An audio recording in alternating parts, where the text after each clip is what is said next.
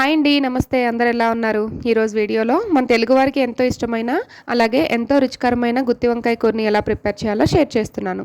దానికోసం ముందుగా వంకాయలను తీసుకోవాలి. గుత్తి వంకాయ చేయడానికి ఎప్పుడైనా సరే మెత్తగా చిన్న సైజులో ఉన్న వంకాయలని తీసుకోవాలండి. అప్పుడే వంకాయలు లోపల దాకా సాఫ్ట్గా కుక్ అవుతాయి.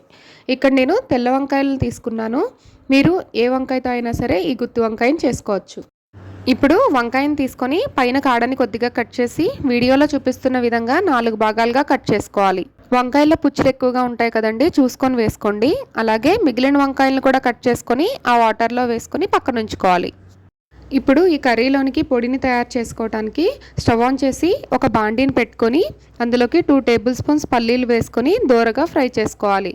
వీటిని ఫ్రై చేసేటప్పుడు మంటని లో ఫ్లేమ్లోనే ఉంచి నిదానంగా ఫ్రై చేసుకోవాలి. ఇలా పల్లీలను బాగా ఫ్రై చేసుకున్న తర్వాత ఇప్పుడు దాంట్లోకి 1.5 టేబుల్ స్పూన్ ధనియాలు, 1/2 టేబుల్ స్పూన్ జీలకర్ర, 2 ఇంచుల దాల్చిన చెక్క, 4 లవంగాలు, 2 ఇలాచి, 1 టేబుల్ స్పూన్ జీడిపప్పు, ఒక చిన్న ముక్క కొబ్బరిని ఇలా సన్న ముక్కలుగా కట్ చేసి వేసుకోవాలి. ఇలా వీటిని కూడా బాగా ఫ్రై చేసుకున్న తర్వాత లాస్ట్లో 1 టేబుల్ స్పూన్ నువ్వులను కూడా వేసుకొని అవి చిటపట్లాడిన తర్వాత స్టవ్ ఆఫ్ చేసేసి కొద్దిగా చల్లారిన తర్వాత మిక్సర్ జార్లో వేసుకొని లైట్గా వాటర్ని కూడా యాడ్ చేసుకొని ఇలా పేస్ట్లా చేసుకొని ఒక బౌల్లోకి తీసుకోవాలి.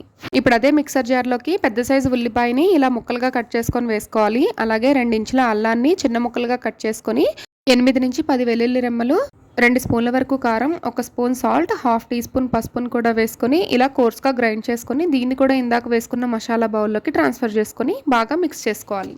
ఇప్పుడు ఈ మసాలాని ముందుగా కట్ చేసుకున్న వంకాయల్లోకి ఇక్కడ వీడియోలో చూపిస్తున్న విధంగా చేతితో బాగా స్టఫ్ చేసుకొని పక్కన పెట్టుకోవాలి. అలాగే మిగిలిన మసాలాని కూడా పక్కన ఉంచుకోవాలి. ఆ తర్వాత స్టవ్ ఆన్ చేసి ఒక కడాయిని పెట్టుకొని అందులోకి 4 నుంచి 5 టేబుల్ స్పూన్స్ వరకు ఆయిల్ని వేసుకోవాలి.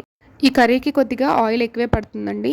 ఇలా ఆయిల్ కొంచెం హీట్ అయిన తర్వాత ఇప్పుడు అందులోకి 1 టీ స్పూన్ జీలకర్ర, 3 లేదా 4 పచ్చిమిర్చి, కొద్దిగా కరివేపాకుని వేసుకొని ఫ్రై చేసుకున్న తర్వాత మసాలా స్టఫ్ చేసుకున్న వంకాయల్ని ఒక్కొక్కటిగా పెట్టుకొని మిగిలిన మసాలాను కూడా వేసుకొని ఒకసారి కలుపుకొని మూత పెట్టి 5 నుంచి 8 నిమిషాల పాటు ఆయిల్లోనే వేగనివ్వాలి. ఇప్పుడు మూత తీసి ఒకసారి బాగా కలుపుకొని మసాలా గ్రైండ్ చేసుకున్న మిక్సర్ జార్లోకి కొద్దిగా వాటర్ని వేసి ఆ వాటర్ని కూడా కర్రీలోకి వేసుకోవాలి. అలాగే చిన్న నిమ్మకాయ సైజ్ అంత చింతపండుని వాటర్లో నానబెట్టుకొని ఆ చింతపండు పులుసును కూడా అందులోకి వేసుకొని బాగా కలుపుకొని మూత పెట్టి కూర అడుగు పట్టకుండా మధ్య మధ్యలో కలుపుకుంటూ ఆయిల్ పైకి తేలి వంకాయ మెత్తగా కుక్ అయ్యేంత వరకు ఉడికించుకోవాలి. 10 మినిట్స్ తర్వాత ఇలా ఆయిల్ పైకి తేలి వంకాయ కూడా మెత్తగా ఉడికిపోయిందండి. ఇప్పుడు దీంట్లోకి కొద్దిగా కొత్తిమీరని వేసుకొని స్టవ్ ఆఫ్ చేసేసి సర్వ్ చేసుకోవటమే. ఇంతేనండి, మన టేస్టీ గుత్తి వంకాయ కూర ఈజ్ రెడీ. ఈ గుత్తి వంకాయ కూరని వేడి అన్నంలో కలుపుకొని తింటే దీని టేస్ట్ అదిరిపోతుందండి. అలాగే ఈ కర్రీ పప్పు, రసం, సాంబార్లోకి సైడ్ డిష్గా కూడా చాలా టేస్టీగా ఉంటుంది. మీకు కనుక ఈ రెసిపీ నచ్చినట్లయితే ప్లీజ్ లైక్ చేయండి. మీరు కూడా ఈ రెసిపీ ఒకసారి ట్రై చేసి మీకు ఎలా కుదిరిందో కింద కామెంట్ సెక్షన్లో కామెంట్ చేసేయండి. Thank you. Please subscribe my channel.